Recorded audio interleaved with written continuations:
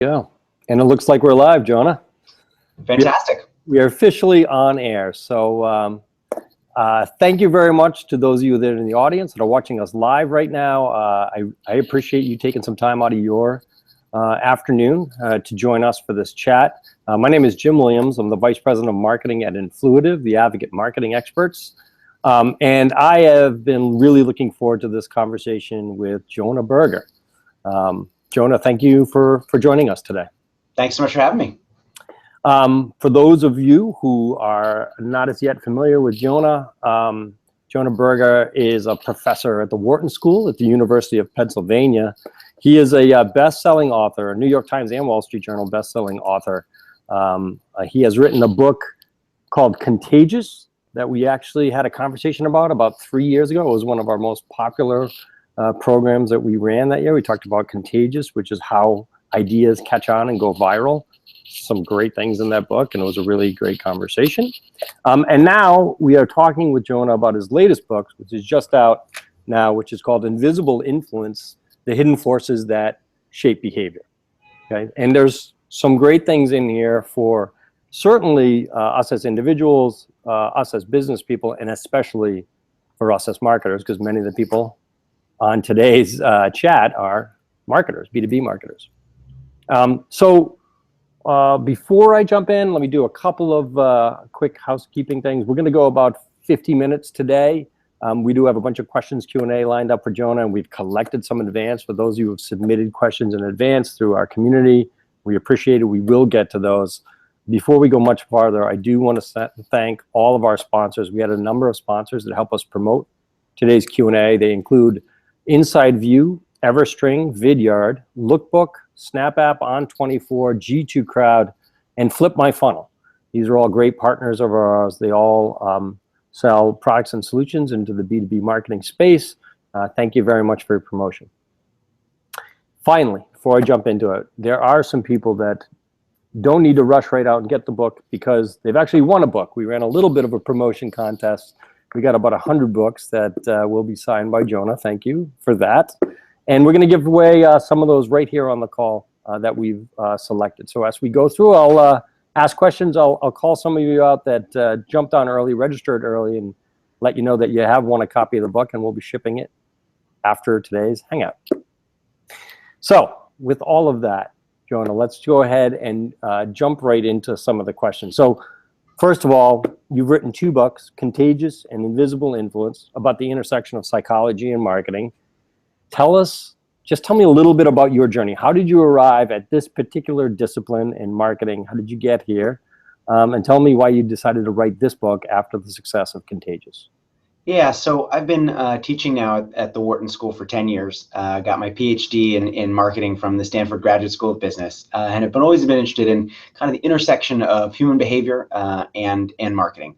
Why do some things catch on and become popular while others fail? Why does some word of mouth spread while others doesn't? How does social influence work? When do we imitate others, and when do we want to do something different? And how does all this explain, behavior that we see in the world? And so, Contagious was my first book. Was a lot of fun to write. Wrote it now probably about 3-4 years ago now, and was a great fun ride. It's still selling a bunch of copies, still doing a bunch of speaking and consulting around that book. But after it came out, there were a lot of questions when I would do speaking engagements or other things that I realized the book didn't cover.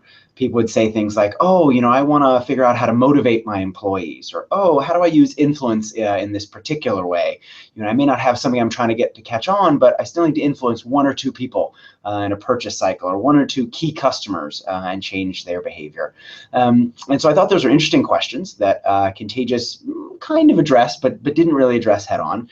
And so that's when I went sort of back to the research that I and others had done and decided to dive into a new book. And so, I've been doing research on social influence for 15 years, studied everything from why consumers make the choices they do, why business folks in a B2B context make the decisions they do, and how it leads us to live sometimes happier and healthier lives. And so to me, it's a fascinating question and has lots of implications for everything we do in the business world.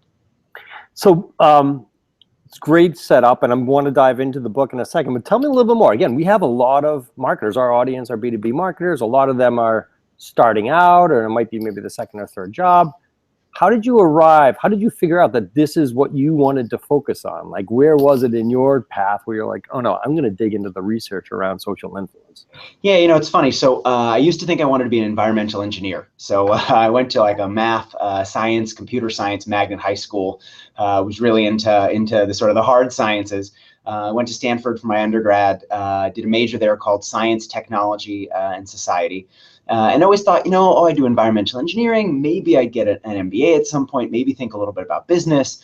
Had always been interested in companies like, the Nikes and the Apples who did great marketing, did great to sort of direct to consumer types of marketing. And I was in a class in college and they were talking about how we build buildings, how it changes the way we raise our children. So the idea very simply was, when we all live in homes, our kids can play out front in the front yard, they play with the next door neighbors, and they make lots of friends in the neighborhood. When we build much bigger buildings, we can't let our kids outside because we can't see them anymore. We live on the 15th floor, we can't see our kids playing outside. We keep them more cooped up inside, and that changes sort of their social network and the social relationships. And I thought that was very interesting. And I asked the professor, what other courses would you recommend? They recommended social psychology. I sort of started taking some psychology courses, found that quite interesting. I got involved in research. At the time, a guy named Chip Heath had just joined the Stanford Graduate School of Business. Some of your listeners may know his books, Now Made to Stick, Decisive, Switch. And he was doing some research on urban legends and why urban legends spread. And I kind of got involved in that a little bit and started thinking about why do things catch on? And I read a book that many of your listeners probably have read as well called The Tipping Point. Found it quite interesting, but I realized it wasn't really based on academic research. There was some research there, but there's really a lot more research that hadn't been done, questions that hadn't been answered. And so that really got me more into academic research and really trying to answer some of the questions of what drives word of mouth. We see things catch on and become popular and die out and become unpopular. Why? How does word of mouth spread both from consumer to consumer, but also in B2B environments where, there's a key decision maker and, not all word of mouth matters. It only matters if it hits a certain person. And so that's kind of how I got started in that journey and spent a bunch of years at Wharton, eventually decided to write a book, which was Contagious. And the rest of the journey is sort of from there. Oh, that's excellent. It's a great story. So we all take winding paths. And, when I was kind of doing some background research on you, I looked at your credentials, like you are a doctor of marketing. I didn't even take one marketing class in college. Well, I'm a marketer, I was in kind of liberal arts. I'm like, you have a doctorate in marketing. So yeah, really, really interesting. I'm teaching at the moment at the Wharton School. I teach the introductory marketing course. So if you come to Wharton and you have to take a marketing course, I'm the course that you take, or at least a third of them take it with me. And it's interesting. Many people think of marketing. When they think of marketing, they think of advertising. If they've never taken a marketing course before, they think, it's all about creative. It's all about, being creative. And if you're not creative, you can't do marketing. And what's so great about marketing today, as we think about it, is it's really strategy driven. It's really analytics driven, very data driven. There's a lot of paths that can take you into marketing. Sure, if you're creative, that's obviously one of them. But there's a lot more thinking about, how do we measure customer lifetime value? How do we build marketing mix models? How do we understand attribution in the purchase funnel? And really great ways to use data and analytics to understand customers and marry that with the psychology also. It's not enough just to do the math. We've got to understand the why behind the behavior. And that's really where I think modern marketing is doing well. Yeah, it's very really interesting, astute observation. It's funny, like my journey on marketing has been so data driven that sometimes I crave the psychology. I crave the other side of it. That's why what you write on is so interesting to me, right? We have, believe me, as B2B marketers, every one of the sponsors on this call, I know they're nodding their heads. Like we have so much data at our fingertips and analytics and numbers and metrics and everything else. And sometimes I think we get away from things like what is influencing your buyers, right? So let's talk a little bit about invisible influence. I love the premise of this book, the fact that as individuals, we tend to think, we know that things influence people, but we never think we ourselves are being influenced at all as we go about making decisions, everyday decisions, purchase decisions, behavioral decisions, etc. Tell us a little bit about the premise behind invisible influence. Sure. So think about a decision you may have made recently, something not so important like a breakfast cereal that you bought or a movie that you watched, or a more important decision, whether to work with a certain service provider or whether or not to engage in a certain initiative with a particular client. we think we make these decisions, from the mundane to the important. We think it's all about our preferences, our likes and our dislikes. Big debate, obviously, last night, political debate. When it comes to politics, we think we vote for certain candidates because we like them, because we support their policies, or don't like their opponent. But actually, when you look at it, 99%, more than 99% of our decisions are actually not made by us, but by other people. Whether it's our friends and colleagues, or even people we barely know. The person running on the treadmill next to us at the gym, the person sitting across the way from us on the subway, or the train on the way to work. Other people have a big, surprising impact on almost everything that we do. And so the book is about two things. One, how can we first recognize that influence, both in ourselves and in others? And then two, once we've recognized it, how can we harness it? Usually when people think about influence, they think about a certain flavor of influence. And we think about conformity or imitation, doing the same thing as others. And usually we think, well, I don't do the same thing as others. If I see other people doing it, I avoid doing it. I'm not influenced. I avoid doing what everyone else is doing. But avoiding doing what everyone else is doing is also a form of influence. And so when does influence attract us, lead us to do the same as others? And when does this repel us, lead us to do something different? When does it motivate us and cause us to work hard? And when does it demotivate us and cause us to give up? And how can we use this to live happier, healthier, and more successful lives, both at home and at work? And so it's really about the science of influence, and then how we can use that to persuade and influence others to make better decisions and to motivate ourselves and the people around us. Very good. You said step one is recognizing influence and when it's happening, but two questions around that. It seems to me that it's exceptionally hard for people to recognize that they're actually being influenced at times. And then the second part of that is most people really don't like the idea that they're being influenced by other things, right? We're individuals, rugged individuals or whatever. Did you find that in the research? We're all unique, special snowflakes, right? No one's like us. We go to Starbucks. We have it our way at Burger King. We order unique things that are different from everybody else. It was funny. I was talking to my dad about this book. I'm saying, I'm writing a book on influence, and he says, "Oh yeah, influence is everywhere." He's a lawyer in Washington D.C. And he was sort of decrying the impact of influence on his colleagues. He was saying, God, all DC lawyers are the same. They make partner, and the first thing they do is they go out and they buy a new BMW. And I said, Dad, that's interesting, but aren't you a DC lawyer? And don't you actually drive a BMW? And he said, oh, yeah, but they all drive gray ones, and I drive a blue one.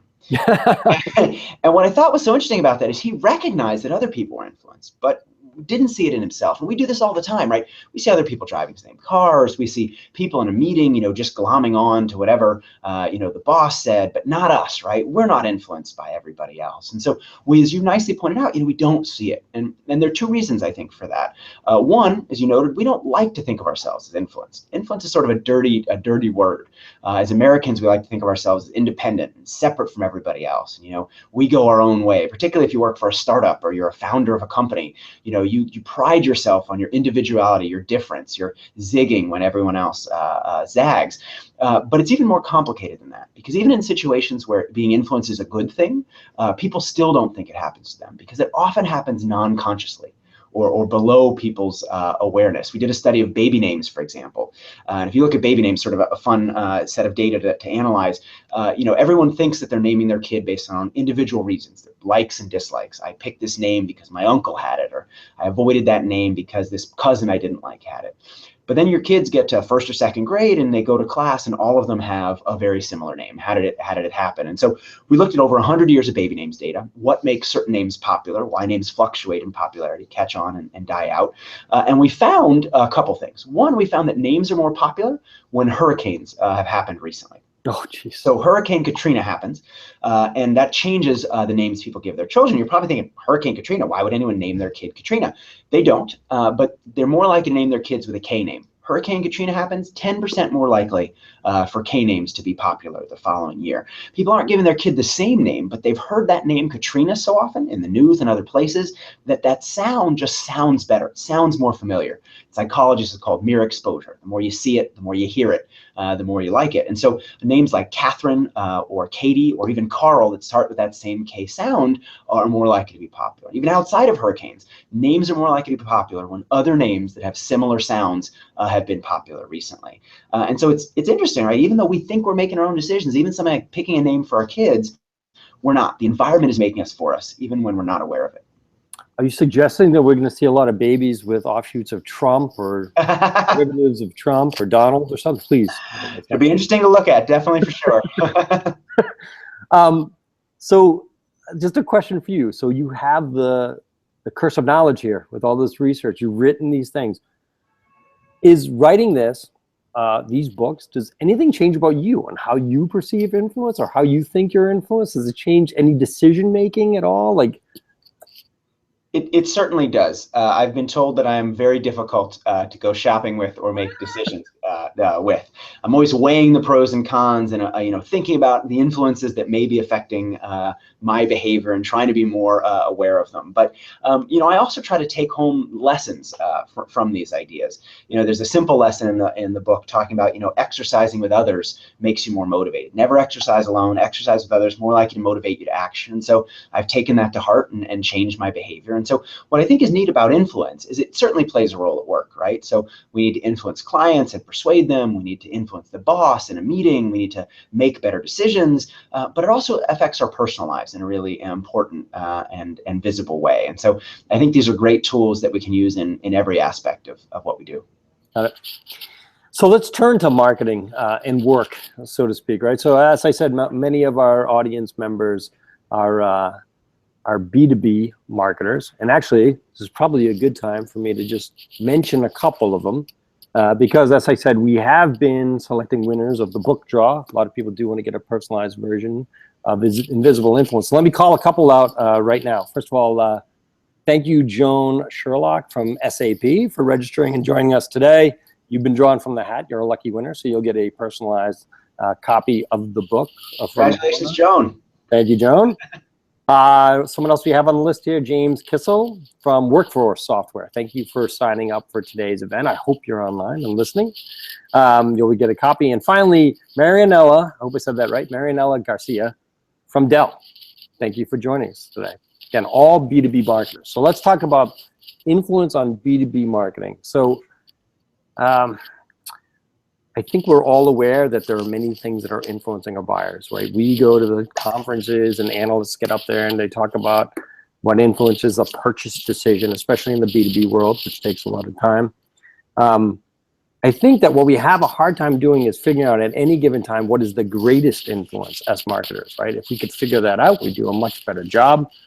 Can you tell us a little bit about how marketers can take some of the lessons from your book and apply it in the B2B marketing context, right? How do you discover what's most influential to your buyers and how do you react to that? Yeah, well, there are two separate questions there. One is sort of how do you discover what's most influential? And I think, the attribution challenge is nothing new. Right. There's that old quote, 50% of my advertising or my marketing isn't working. I know 50% isn't working. I just don't know which half. And it's sort of a great old quote, but I think in many organizations, it still holds true today.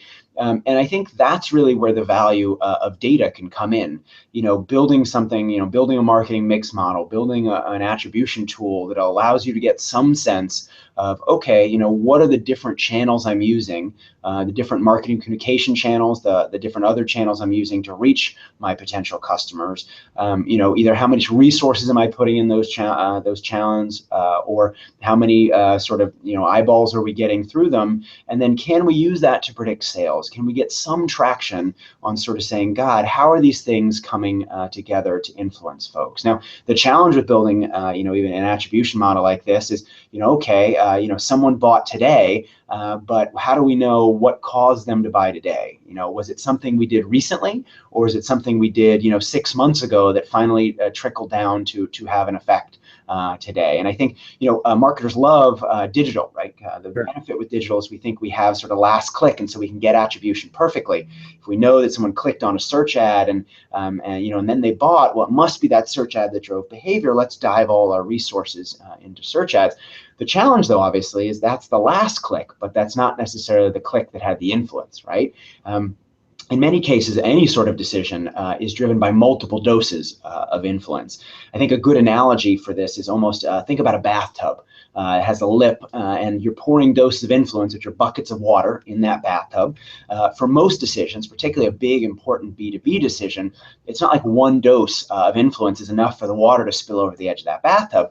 You have to pull buckets and buckets and buckets of water in, and a little bit of water evaporates over time. But eventually, if there are enough buckets that pour in, it spills over, and someone makes a purchase decision, is influence, they take an action. And so it's really about how those doses combine together over time. And so think about, what tools have a bigger dose and a smaller dose. Word of mouth versus advertising, different actions that we can take may have a smaller dose or a larger dose, but really trying to think about how those doses combine. Do we need to concentrate our resources because the bathtub has really high lips? We've got to get multiple doses in a short period of time to change behavior. Or can we spread those resources out because maybe we're doing more brand building and we're not trying to change behavior at this moment? But on the measurement side, that's what I think is a quite important tool or approach to think about it. You asked, though, how do we influence others, which is a slightly different question. But I'll share one tip from the book that I thought was very fun and sort of interesting, and it's about being a chameleon. So we all can think of chameleons, sort of those lizards that change their color. Why is that relevant to marketing? Well, some researchers looked at what drives influence, what makes certain people more persuasive than others, more likely to change the client's mind, change the boss's mind, whatever it may be. And some researchers looked in a particular context. They looked at negotiations, which is a context that most of us don't like very much. Negotiations feel tough. They feel forced. It's always tough to get that cutting. How can we get a little bit of an edge in a negotiation? It can matter a great deal. So they looked at what makes people good negotiators. They looked at hundreds of negotiators to find what made people good negotiators. And they found that one simple tip, one trick, led negotiators to be 5 times more successful, 5 times as likely to reach a deal when all looked like it was lost.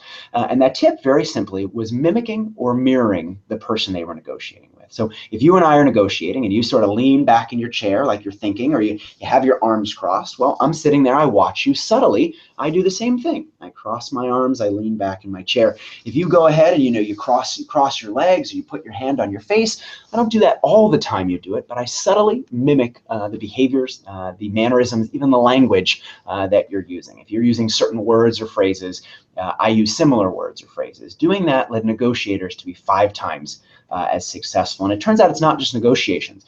In a sales context, take a waiter or waitress, for example. Well, if you're at a restaurant and you order something, say, I'd like a cheeseburger with a side salad and a Diet Coke. And they say word for word back to you, you'd like a cheeseburger, side salad with a Diet Coke. Rather than switching up the order of the words, okay, you'd like a side salad, a Diet Coke, and a cheeseburger, or something along those lines. Word for word, mimicking their language leads waiters and waitresses to get 70% higher tips. And the idea here, being a chameleon, imitating others around you subtly, not obviously, but subtly, builds rapport, it facilitates social interactions, and it deepens trust. It makes people feel like they're part of the same tribe. So if you and I are talking and we find out that we have the same birthday in common, or we went to the same high school many years ago, we feel like we have a kinship. We feel like we have something in common. We trust each other a little bit more. And so it turns acquaintances into allies, and strangers into friends, and in all sorts of contexts can really sort of grease the skids to make us more persuasive and help increase our influence. So I feel like there's a lot of lessons in there for marketers, certainly B2B marketers, right? You talked a little bit about this idea of reciprocity, this idea of like mimicry, etc. But it's not necessarily what we think of as B2B marketers, right? We think of, oh, what's the next piece of content? What's the next way to position my products, what I do, my message, my offerings? How can I get that in front of people in the most persuasive way? And your research would suggest simply mimic exactly what people are asking for, what they're looking for, right? Or, as a more effective way to build that trust and rapport. Yeah, so I mean, simple things like mimicking language, for example, Yeah. And that's something many of your colleagues think about already. But if we're in an interaction, using the language that speaks to that particular client. But even more subtle ways of doing that. Imagine you're responding to an email that you get from a prospective client. There's a great tip someone shared with me, and they write, hi, Jonah, versus hello, Jonah, versus dear Jonah. Well, rather than just writing back the same thing to everyone, pick the same phraseology that they used and write it back to them. right? Use a similar salutation that they're using and write it back to them. Subtly imitating their language, their mannerisms, makes us feel like we have more in common. Politicians do this all the time, right? You listen to a politician that's in the South, they subtly adopt the sort of the slang, the drawl of the South, if you will, when they're speaking to those sorts of folks. And so, figure out ways to make yourself seem more similar, to bridge that large gap, that divide, to create that sort of trust. Very good. Let's go back for a moment to the attribution challenge, though, because I think a lot of us try and spend our time connecting the dots, pulling data, buying products and services, doing analytics to lay out all of that attribution to get the perfect attribution model. I know I've spent altogether too many hours in my career. And yet, what we're relying on is research with the customers where they tell you what's the most influential things that happen in the buying process, and your research suggests that most people don't even know when they're being influenced at all. So if they don't know they're being influenced, how can you rely on kind of, their language to describe what's the most influential thing? So are you suggesting then that in the world of marketing, you'll never solve the attribution channel to an extent? Like, it's not something that's going to be solved because there are so many influences around you that are subtle, that are not related to digital advertising or digital marketing at all? So I wouldn't say that it's unsolvable. But I think, first of all, asking people is what influenced them. It will not always give you the right answer, right? So I'm wearing a shirt today. It's a light blue shirt with a bunch of dots on it. If you asked me why I bought this shirt, I'd give you an answer. I'd tell you that, I was in a boutique in France, and I thought it looked neat, and it was different than other shirts I had seen, and I really liked the color because I like dots, and that's why I bought it. But if you actually looked at what drove my behavior, that might not be it. Maybe I saw a prominent person wearing a shirt like this. Maybe I was near the ocean, so I saw light blue a lot, and so it made that color blue feel more familiar and make me like it more. And so asking me isn't necessarily going to give you a good answer. Asking, which was most influential in the purchase process? Our booth at a trade show, our brochure that we sent you, or our website. People will give you an answer, but that doesn't mean that actually drove their behavior. That said, what's so valuable about some of these digital channels, but also data in general, is we can try to measure some of these things and get a sense of, okay, even if people can't tell us, right, if we put these in a predictive model, can we get a sense of what's driving that behavior, right? Can we get a sense of looking across people of whether people have been to the website or received a brochure or met with us at a conference? And let's statistically look at each of those factors. Well, when one of them is present, do those people buy more compared to people when that wasn't present? We can A/B test things in an email where we say, okay, let's try one type of language versus another type of language. We don't have to ask people, which type they like more, which influence them more. We can actually manipulate it and examine the impact of that on behavior. And so I think, we think about social media and we think about online as an influence tool, and it certainly is, but it's also a great experimentation tool. It's much cheaper to A/B test things online and much easier to measure at least certain things online or certain things digitally than it is offline. And so it allows us to cheaply and more easily manipulate our marketing communications, examine the effect on behavior, and measure influence that way. Got it. Very good. Just FYI, I heard you're going to be wearing a blue shirt with dots, and this is I'm mimicking now. Trying to that's how it works. So, maybe we knew we'd be in it, and maybe we knew we'd be talking to each other, right? If I was influenced somehow, I don't know. So mine is almost the mirror image of yours, though. It's like a lighter blue with darker dots or something. It's like your dad. Yeah. I have the dark blue, not the gray. So why don't you take a pause here? I'm going to announce a couple of more folks that have won the book and are drawing, so we get through that. The next person I have on my list here, I think, is Kim Spearings, who's with Smith Micro Software. Congratulations, Kim. Thank you for signing up and joining us today. You'll get a copy of the book. It's been personalized by Mr. Berger. Jen Hogsett with Rogue Wave Software. Thank you for signing up. And finally, Brendan Ryan, Marketing Communications Manager at K-Cura. I think it's pronounced K-Cura. Brendan Ryan, thanks for joining us today. Thanks for signing up. We'll get you a copy of your book right away. You've touched on a number of things related to influence that also relate to your first book. Like I see the two, they're so connected. I can see how one book led to the next book. which is the book Contagious, right? You talked about what makes things catch on, what makes them go viral. And we're talking about the influence and how we can measure as marketers, like A/B test our emails and our ad copy and everything else. And yet, word of mouth, right? What other marketers are doing, what your peers are doing, what your peers are saying, what you heard at a conference, or what you talked about at some meetup, right? Or some cocktail reception has such a great influence over your buyers. So talk a little bit about word of mouth. Do you think marketers overemphasize their own direct marketing communications or digital efforts and underemphasize word of mouth? And why is that? And how can that change?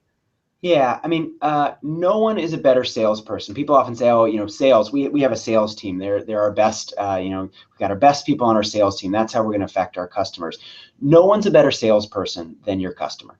Your customer is the best salesperson you can ever have. People are going to trust them more, and the word of mouth that they share to others is much more targeted than your sales force could ever be. Your sales force may buy an email list or go to a conference, but word of mouth is more likely to hit those interested folks. No one's going to tell someone something that's irrelevant to them. And you have an existing customer. They know if there's someone in their social network that will find your product, your service interesting, they'll root it out. If they like that product, if they like that service, and they talk about it, they'll share it with the right person. And so the only challenge is getting that person to talk and share. How do we make sure we're part of that conversation? How can we shape that conversation? And I think the challenge for marketers and the challenge for businesses in general is they're very used to controlling their message. That's why they love mass media. That's why everyone loves mass media.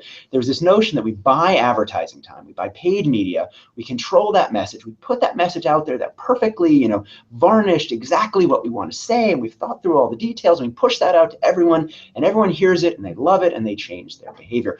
There's only one problem with that. That was never how it actually worked. Sure, you put your message on television or radio or print and now digital, and some people saw it, but they said whatever they wanted to say, right? Your positioning is not what you say it is. It's what your customers and what your audience say that it is. And you may have a certain message, but if someone sees that message and they say something completely different, everybody says, "Oh, we have great service." But if one of your customers tells someone else, "God, I work with them, they're terrible, their service is horrible.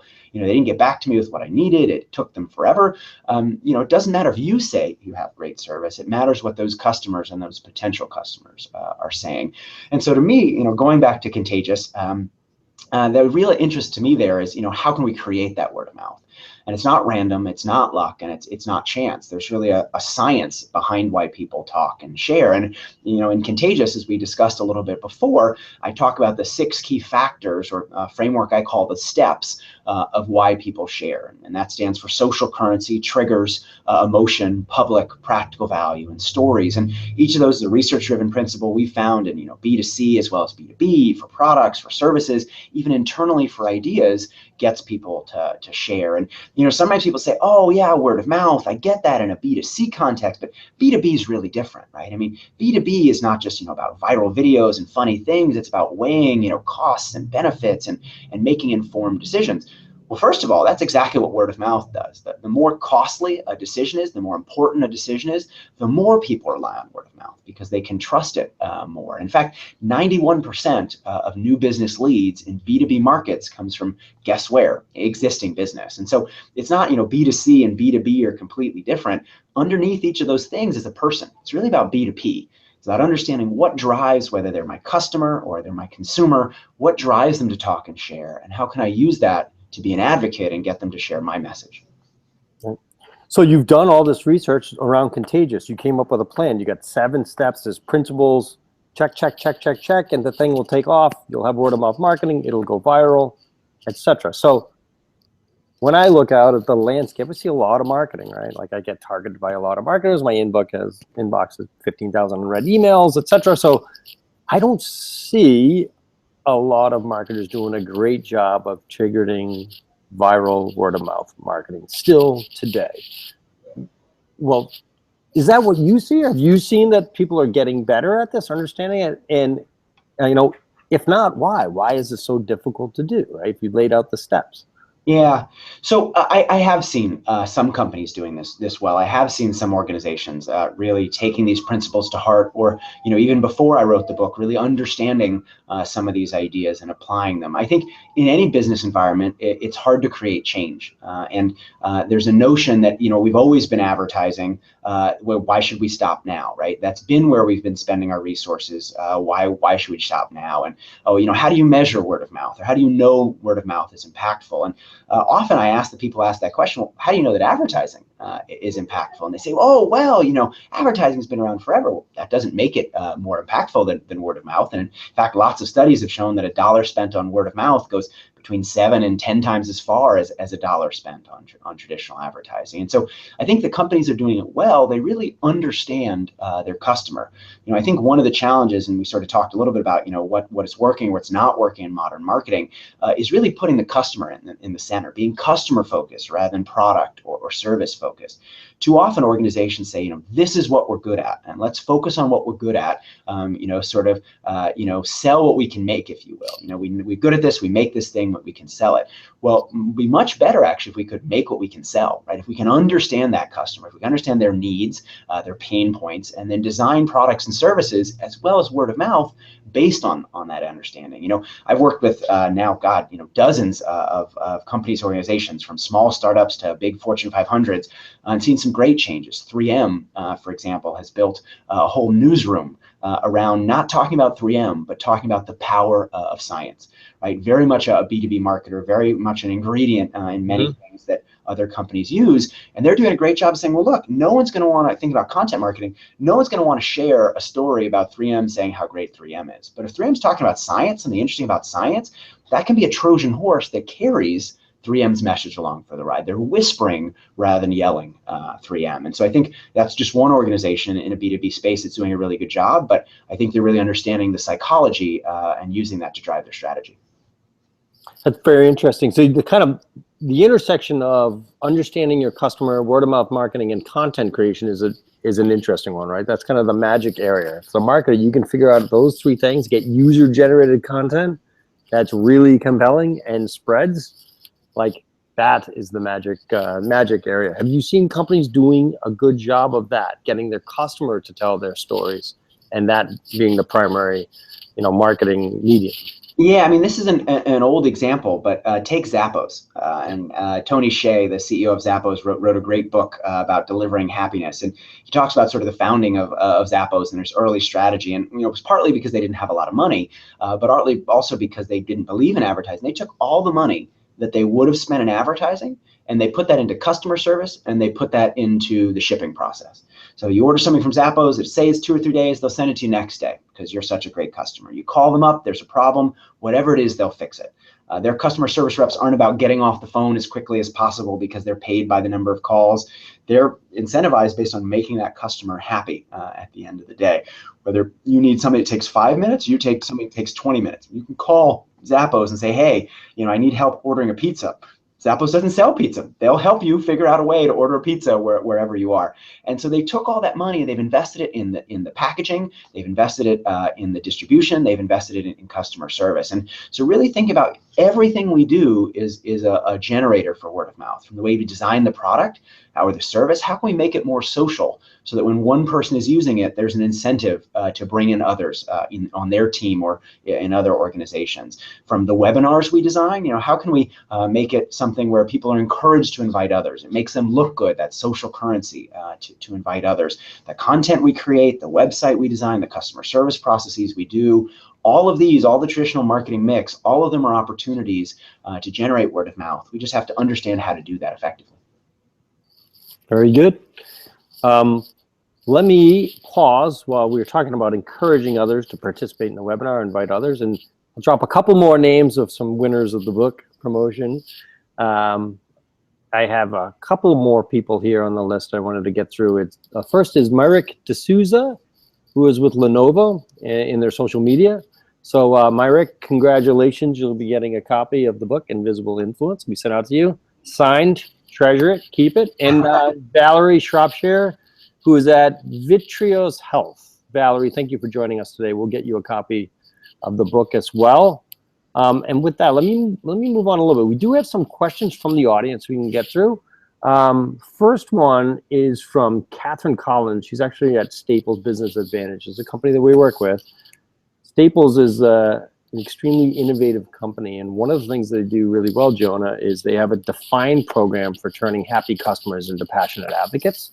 A lot of that is giving feedback to Staples about their products and services, but it's also going out and talking about their products and services, spreading the word, referring others, etc. She had asked about advocate marketing, and she said her question was, what's the most important aspect of advocate marketing as it relates to influencing buying decisions? Again, it's a B2B concept.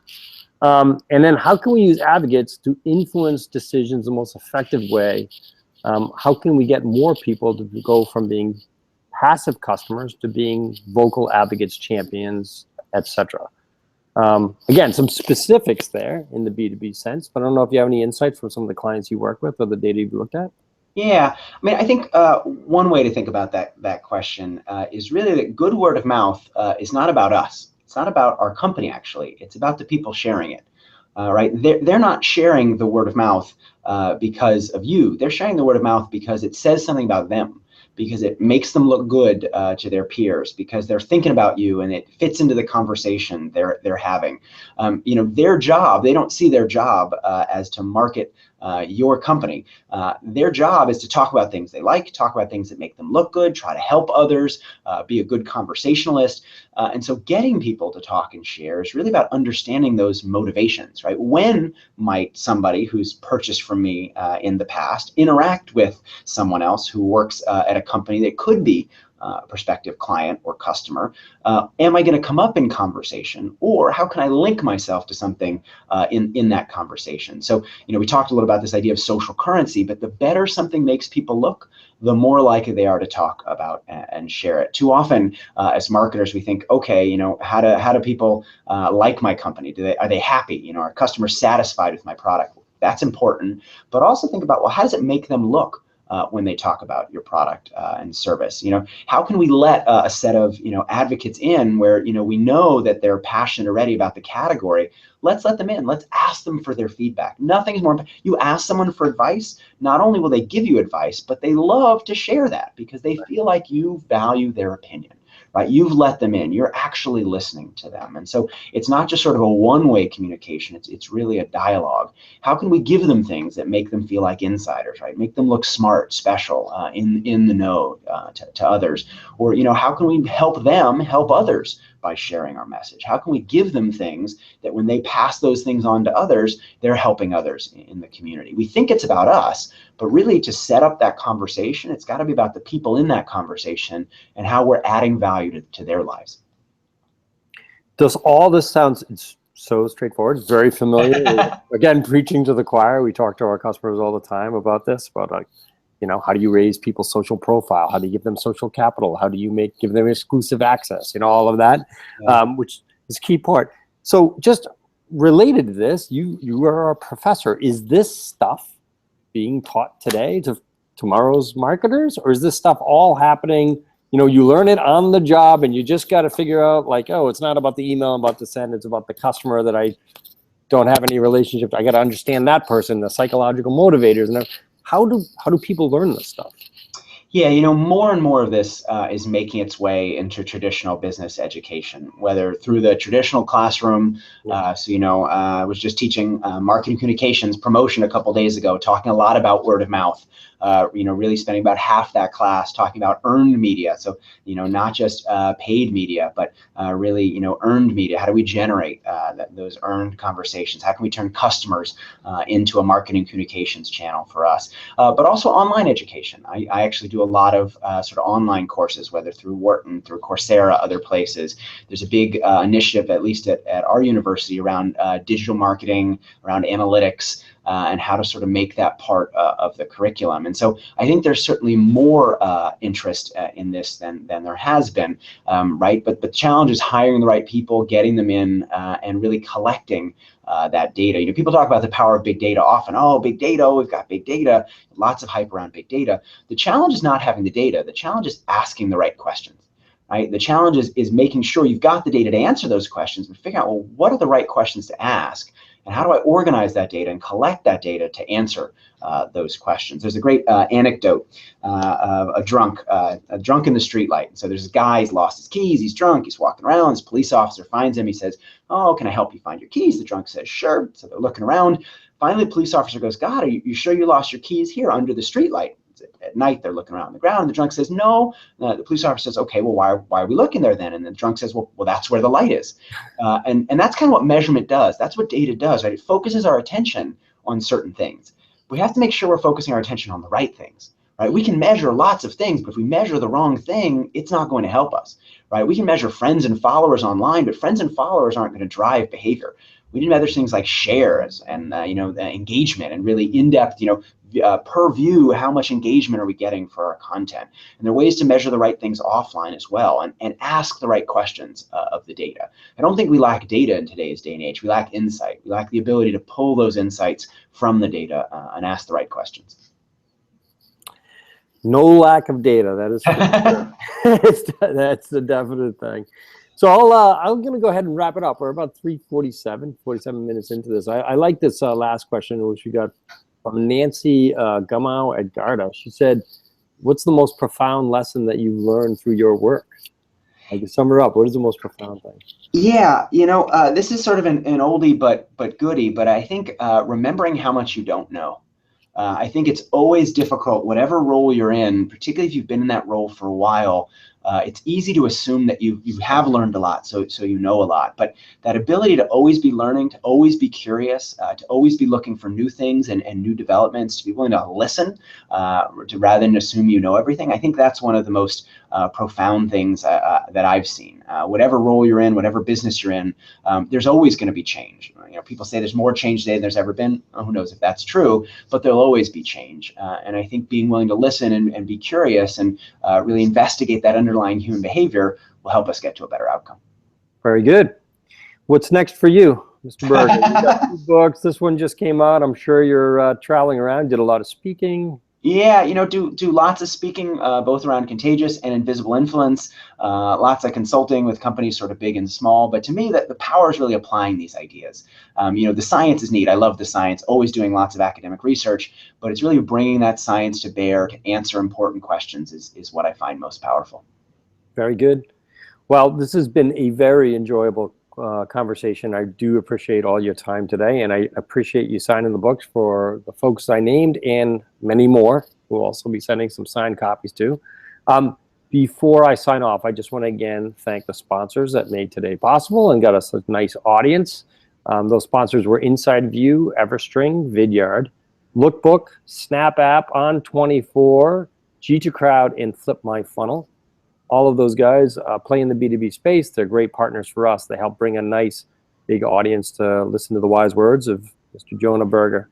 Again, thank you for your time. I appreciate it. For those of you that are on, we will make this recording available to you so you can share it widely, trigger one of those contagious word of mouth marketing events, and enjoy your afternoon. Thanks so much for having me. Thank you.